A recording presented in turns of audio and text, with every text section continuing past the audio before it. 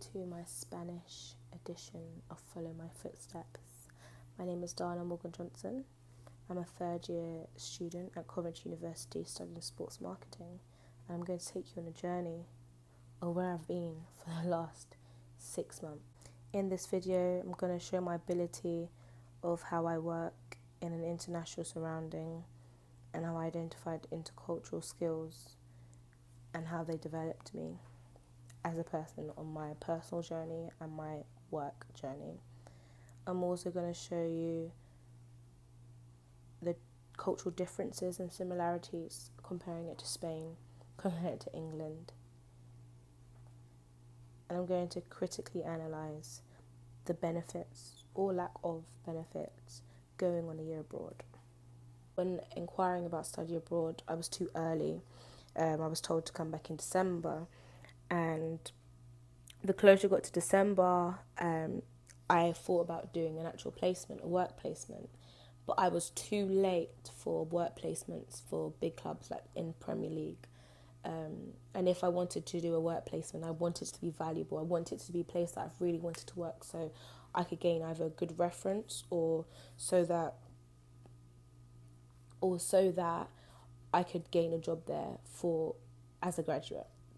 That wasn't the case because I was so early for the study abroad sector, but I was tad too late for the work placement sports industry. So obviously that sucked. I was able to gain a internship with Hertfordshire FA, one of the FA governing bodies and one of the FA governing groups. I gained a lot of experience opening so many doors to different sectors in my field, and I was really hopeful even then. However, life happens, it didn't work out. I then got an opportunity to teach in China, and a couple of days before I was meant to leave, they were having problems getting me a visa because I hadn't finished university yet. So again, my life went crashing down. It may seem silly, but for me, I thought finally something's happening, and boom, it didn't happen. And I was currently in China for 2 weeks with SEM, with university, and I thought it was the perfect opportunity. A growing economy, and right now, especially with football and basketball, is growing vastly. And I know in Shanghai especially, they're making a lot more deals with certain clubs in different sport, and they are very well developed, and that's definitely where my field is going. So I thought it'd be an amazing opportunity. It wasn't in, sports marketing. However, it would have allowed me to exercise my language skills, and it would have just opened doors. But like I said, that didn't happen. I was back to the drawing board, but it was too late for me to go back into final year, as I wasn't mentally prepared. I was nowhere mentally prepared to just, you go from, I'm going to be out for a year to, I'm going to go back into my final year and think about dissertations. My headspace, I just wasn't in the right frame of mind. I wasn't mentally prepared to go back into final year. I also wasn't financially stable at all. So it wouldn't have been an option for me to go back. So obviously I went back to the drawing board. Then Natalie from Erasmus called me about a teaching job in Spain. Of course I took it. I was extremely depressed about just the whole process of being so confident with how valuable I am to a company, but also all the voluntary work I did over the time. I just felt just like a failure. I honestly did. I felt like a failure and just generally just unwanted. And it was a nice feeling. And for a long time, I was in that dark place. But then the feeling when I was accepted into Spain, I felt valuable again.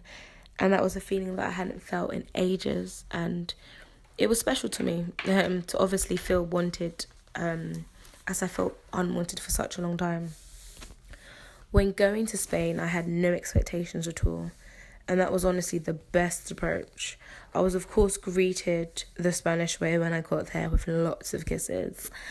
I lived with a host family. They seemed nice, welcomed me at first. I arrived the day before King's Day, which is a Catalan tradition. So that was a lovely start to my placement. At the start, I found it extremely hard because I knew no one, especially anybody English, and I didn't speak Spanish or Catalan. I was put off very early on learning the language, as I would always be laughed at when trying to speak it. Although the staff members meant well, it was very discouraging. My time at Spain was okay, very boring at times, especially at the beginning, and I was always home alone. And no one could hold a conversation with me, so I felt very isolated and pretty much just like a robot for the most part.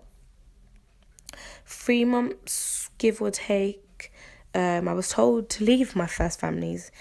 I was definitely blindsided. I didn't know what was going on. I was very confused. Everything seemed fine. And I definitely feel mistreated about the situation. The family just didn't feel like I integrated as much as they had hoped, which is fair enough. But the reasoning they gave the company was completely different reasoning that they told me. And I just felt lied to, and it was just not a nice feeling. It was a horrible time. I felt extremely unwanted. And especially being so far away from home and loved ones, it just was a horrible feeling.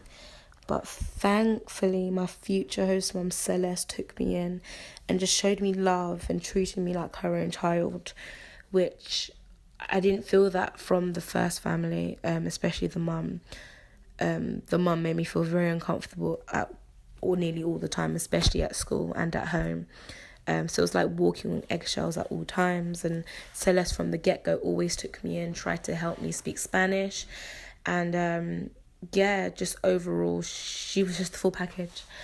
And I obviously appreciate that with all my heart. I definitely felt like Celeste was the only comfort that I had when going through that, as even physical contact. And we built that rapport and that bond naturally. And it meant so much that she took me in like a mum, because I felt so alone. And even remind me of the time when I felt so alone looking for placements. So it also brought up horrible memories of just isolation and loneliness. And I was definitely mistreated by the program and my old host family. And just the whole process was just not, done well.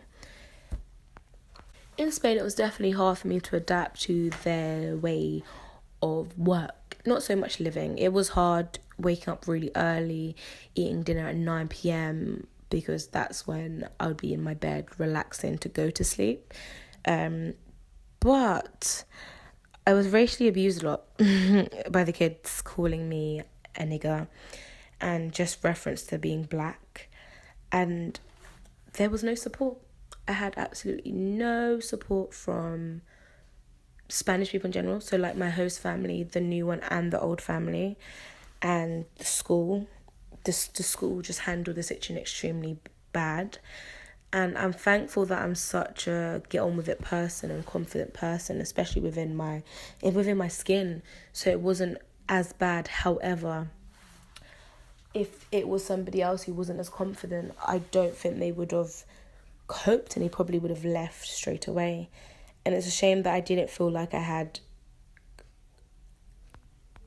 support from even university to help me through this process, but I got on with it.